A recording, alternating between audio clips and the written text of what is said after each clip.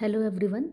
This topic is regarding the kingdom fungi, which comes under the R.H. Whitaker's five kingdom of classification.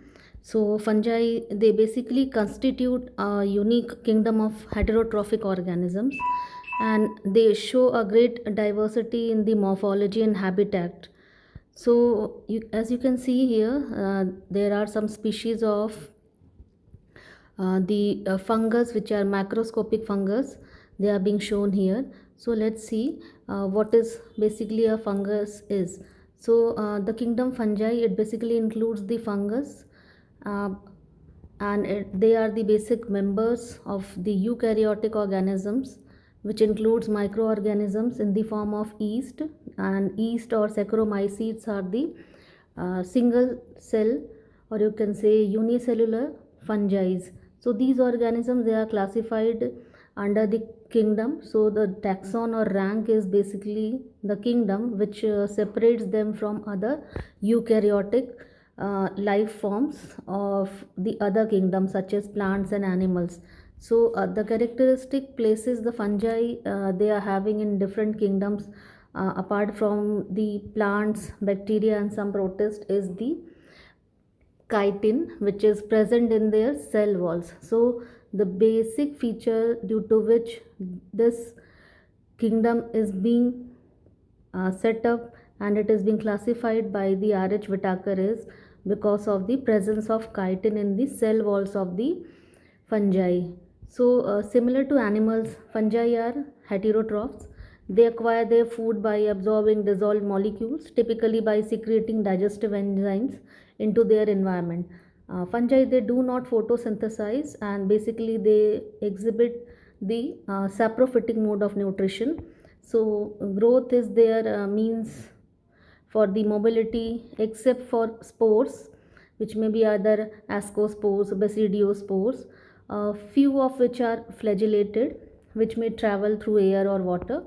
Fungi are basically the principal decomposers in the ecological systems, and these and other differences place fungi in a single group of related organisms, and that is basically named as Eumycota, which is basically the class, or you can say category, of true fungi or Eumycetes, which share a common ancestor from the monophyletic group of origin. So the interpretation that is also strongly supported by the molecular phylogenetics, it says that most of the Eumycota, they are the true fungi because of the presence of chitin and the saprophytic nature they are exhibiting. So this fungal group is distinct from the structurally similar myxomycetes, which are slime molds, as you have already learned those category of the organisms which are coming under the kingdom protozoa, and oomycetes, which are water molds. The discipline of biology which is devoted to the study of fungi is basically known as mycology, and it is being derived from the Greek word which means mushrooms. In the past, mycology was regarded as a branch of botany, although it is now a known fungi which are genetically more close, and they are somehow closely related to the animals than to the plants. So most of the fungus or fungi, they are abundant and they are omnipresent. They are basically of small size, their structures, and they show the cryptic lifestyles in the soil, or wherever they grow, that is on the dead decaying matter.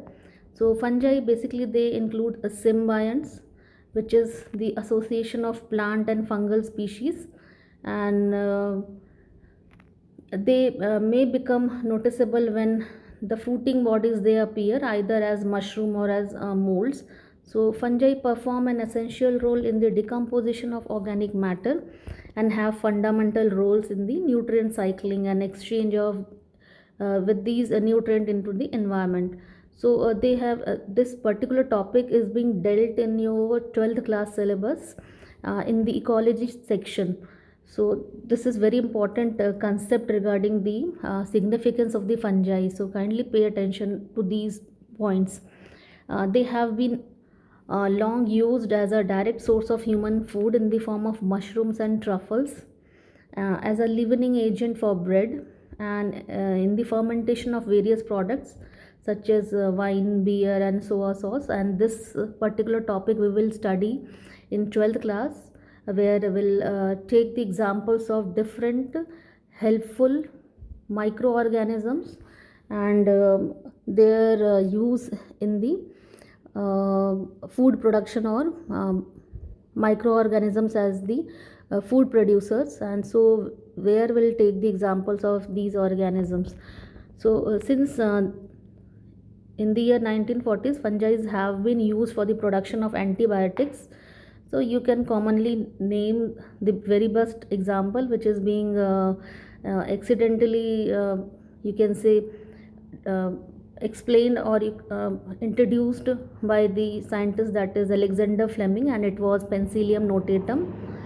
And the medicine or drug which is being extracted from this fungus is basically the penicillin. So the fungi is the more frequently being used to produce various enzymes, and most of them they are also used to produce the detergents. So fungi, they are basically used as biological pesticides to control weeds, plant diseases, and insect pests. Many species of trichoderma, they are being used as biocontrol agents, and as a you can say the fertilizer, biofertilizer. So many species which produce bioactive compounds like mycotoxins. So the term mycotoxin is basically, myco means fungus and toxins the type of chemical which are poisonous, which is being released by this fungus species. Pertaining to this concept, or you can say this term has been used here, that is mycotoxins, such as alkaloids and polychaetes that are toxic to animals, including the human. The fruiting structures of a few species contain psychotropic compounds and are consumed recreationally or in traditional spiritual ceremonies. So fungi can be breakdown manufactured for the manufacturing of the materials and buildings, and become significant pathogens to human and other animals too.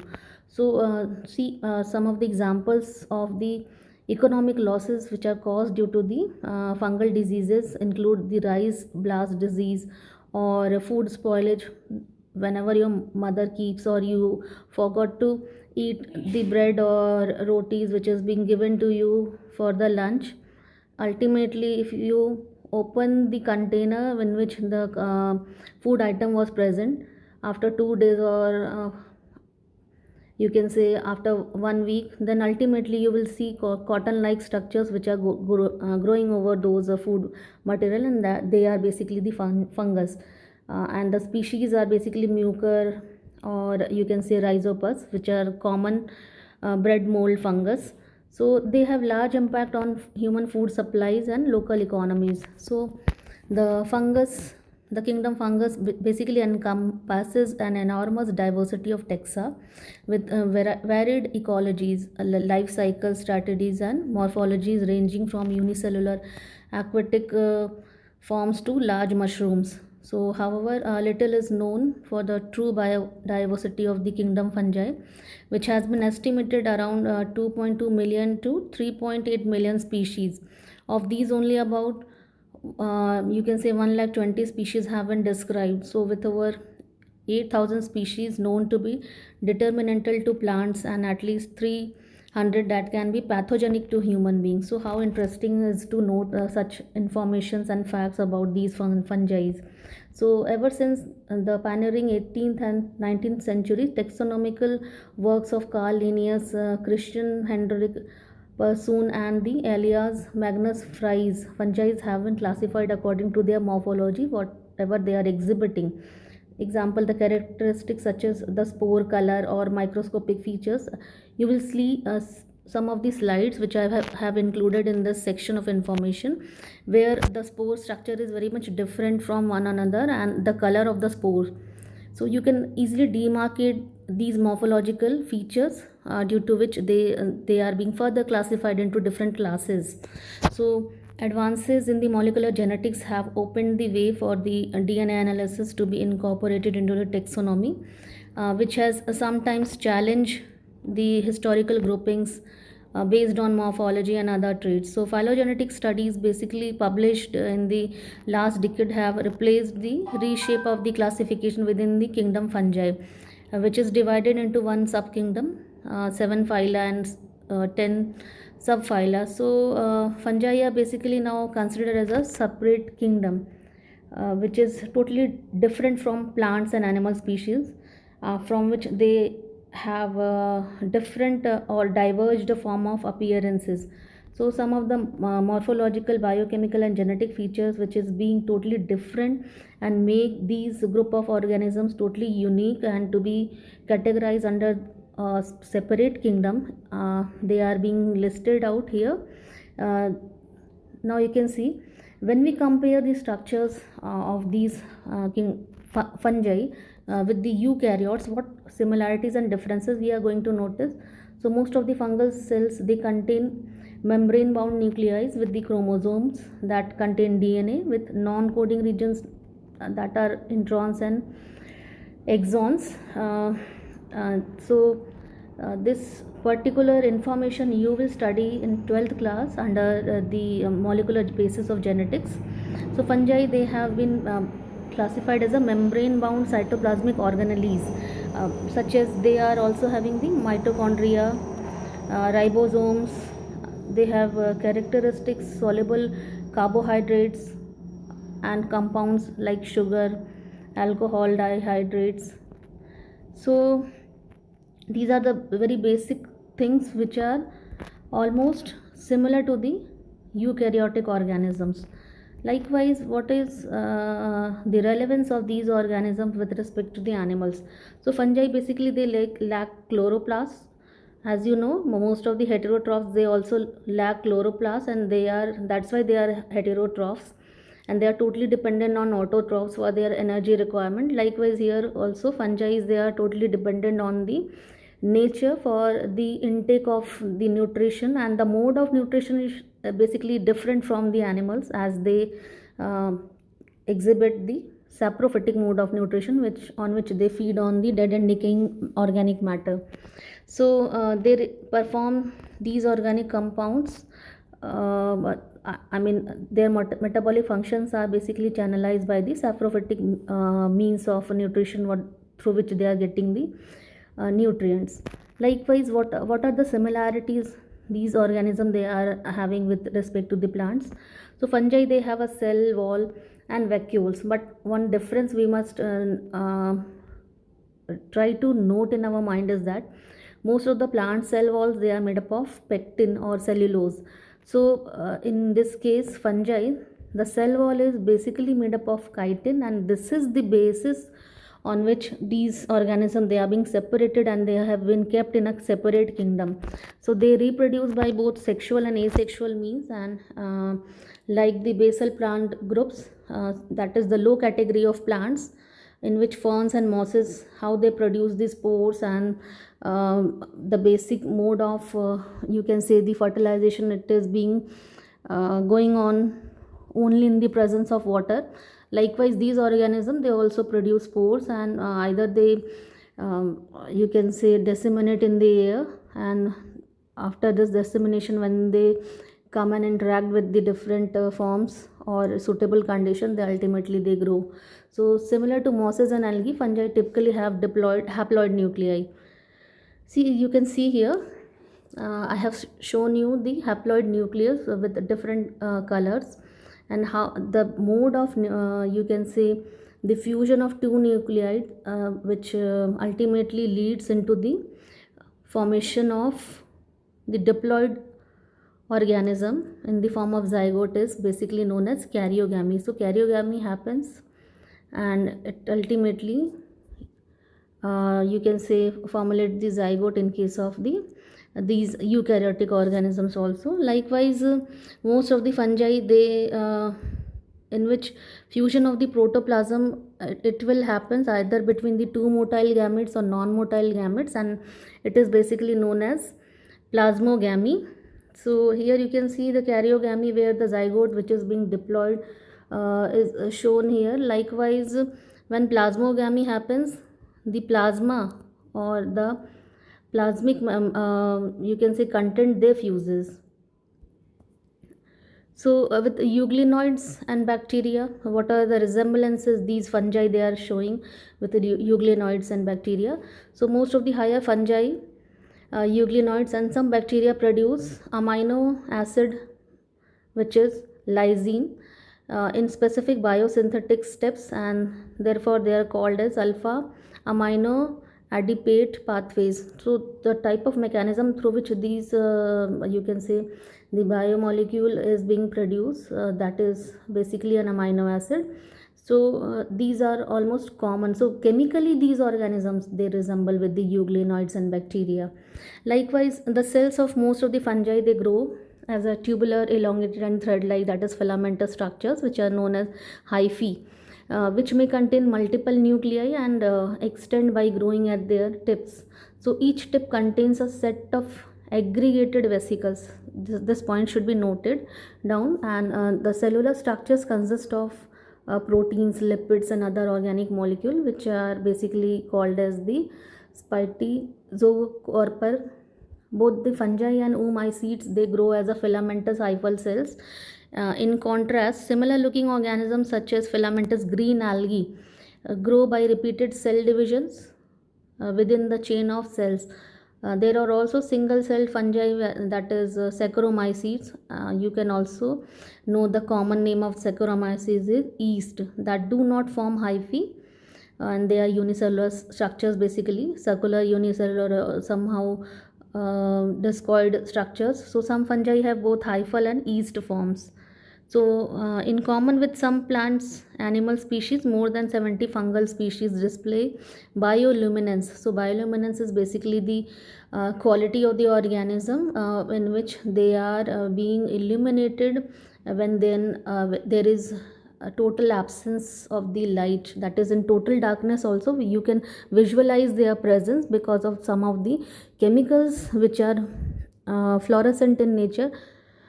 They are being secreted in these plants. So what are the unique features these organisms they are having? So some species they grow as unicellular yeast, like yeast, that is Saccharomyces, that are reproduced by budding or fission. You can see here I have taken the picture of the yeast. See, these are the yeast cell and how the small outgrowth of the organism it is being taking place in the form of a bud. So this they actually they divide and form the cells by the method that is budding. Now the hyphal phase in response to environmental conditions. So hyphae also plays a significant role in reproduction of the organism. When there is formation of dikaryon and dikaryo phases are there, so these are somehow different types of methods of the you can say reproduction. The fungal cell wall is basically composed of glucans and chitin, while glucans are also found in plants and chitin only in the exoskeletons of the arthropods, cockroaches and all. Fungi are the only organism that combine these two structural molecules in their cell wall, unlike those of plants and oomycetes, that is from the kingdom that is protozoans.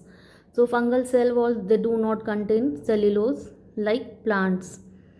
Omaphalotus nidiformis is basically an example of bioluminescent mushroom. So most of the fungi they lack an efficient system for long distance transport of water and nutrients such as xylem and phloem, as in case of many plants. And as eukaryotes, fungi possesses both biosynthetic pathways for producing terpenes and that are used for the melavonic acid and pyrophosphate as chemical binding blocks. So plants and some other organisms have an additional terpene biosynthesis pathway in their chloroplast. These are some of the additional, or you can say some exceptional features what fungi they are resembling with other microorganisms, or you can say other organisms. So fungi they produce several secondary metabolites that are similar or identical to the structures to those that are made by the plants. So many of the plant and fungal enzymes that make these compounds differ from each other in sequence and other characteristics indicates the separate origin and convergent evolution of these enzymes in fungi and plants. So this is how most of the information is being shared here to make you understand that why there was a need to classify these organisms into a separate kingdom, and why they are not being placed in the kingdom protozoa, or either in the kingdom animalia or in kingdom plantae. So these organisms, they are altogether having some unique features which are, although in resemblance with these other organisms, they are totally exceptional and unique, and that therefore they are being kept in a separate kingdom. So let's see what are the different classes of the fungi which is given in your book. Um the very first example of the class is Phycomyces. Here you can see a bread mold, that is a ruined piece of bread is being shown here, and over the surface of these bread you can see different fungal species they are growing. Basically Rhizopus or mucor is there, and it is being seen by the somehow blue green or grayish patches over the bread. So phycomycetes are basically an absolute polyphyletic taxon for certain fungi with aseptate hyphae. See hyphae, you can see here hyphae, there is no septum in the hyphae, and this is the hyphae of the mucor under an electron microscope. So there is no division of or you can say segmentation is there in the hyphae of these microorganisms. So that's why they are aseptate. It is used in the angular system of classification. It is another system of classification of the organism apart from the RH Whittaker. So the class Phycomycetes, they have been abolished, and it is being placed in the Zygomycetes. So this is not relevant to you, only you just want to have the information what different type of organisms they are coming in this section of class. So you can see the filamental structure of this mucor. And now the next class is Ascomyces. So why these class they are known as Ascomyces? Because of the you can say the type of spore they are forming. So here the fungus which is forming the reproductive structure or the reproductive body, basically the ascus. So Ascomycota is a phylum of the kingdom fungi that altogether with the Basidiomycota forms the subkingdom Dicaria. So its members are commonly known as sac fungi or Ascomycetes. So they are able to hold the spores inside a bag like structure. So due to the presence of these bag like structures, or having a basidiospore or conidiospore, so they are basically known as Ascomycetes. It is the largest phylum of the kingdom fungi with over 64,000 of the species. Now the very first example for such class is here the yeast or Saccharomyces. You can see the different cells. These are the unicellular organisms or fungi, and here you are able to see the mode of you can say reproduction of these organisms by the mode that is budding. So buds are also seen here. Now let's take the next example, that is basically Saccharomyces is a genus of fungi that includes many species of yeast. Saccharomyces, basically what is their chemical you can say commercial significance?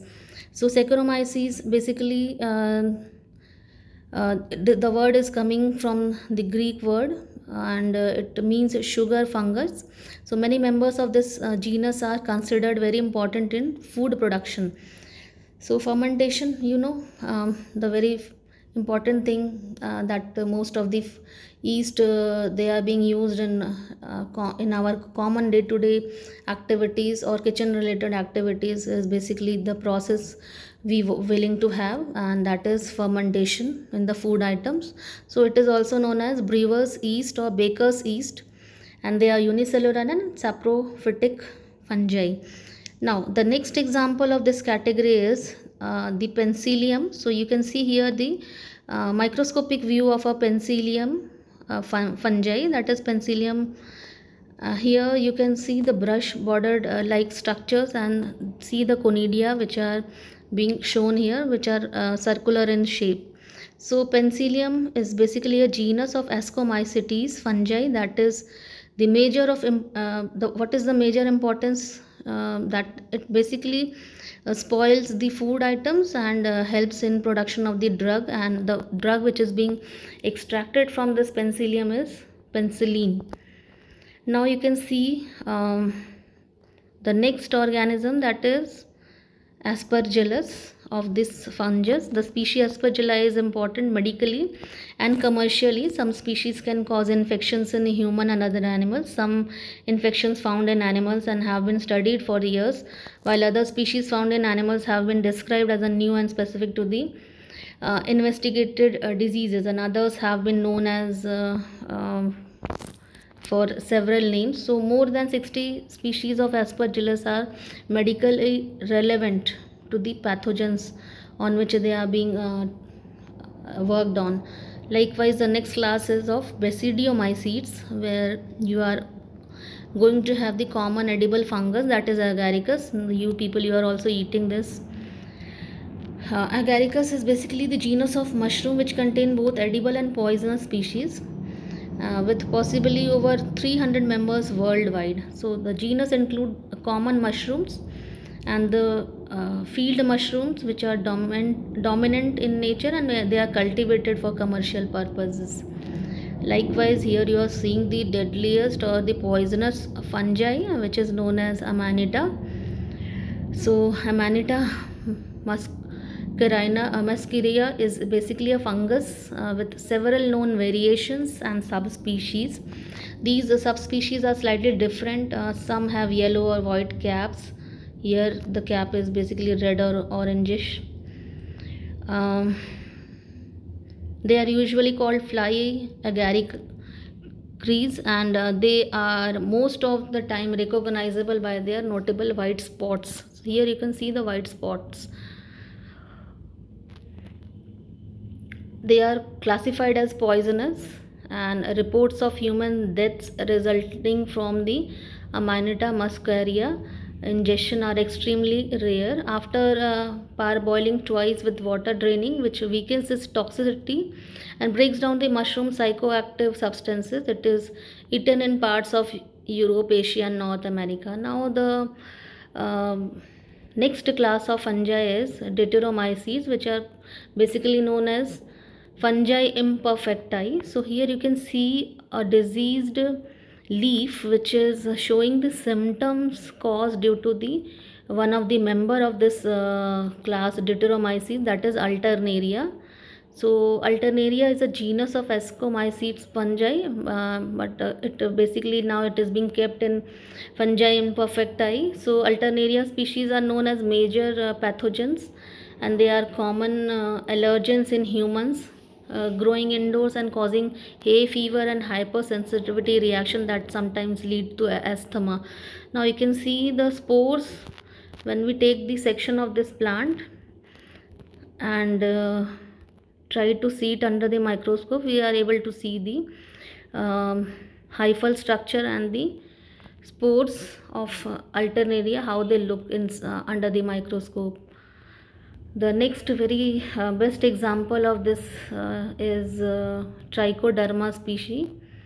So let's see what is the significance of this fungus. It is used as fungicide and used for foliar application, seed treatment, and soil treatment for suppression of various diseases which are caused by the fungal pathogens. The commercial biotechnological products such as 3-TAC have been useful for treatment of botrytis, fusarium, and penicillium. So it is also used for manufacturing of the enzyme. So this was all about the different set of organisms which are coming under the category of the kingdom fungi, and what are their commercial significance, and what are the basic characteristic feature the fungi is holding, that kingdom fungi is holding, and it is non-relevant to other fungi, and why this kingdom is being raised up by R.H. Whitaker. So these set of informations, they will help you to understand the basic characters and nature of the organisms of this kingdom. Thank you.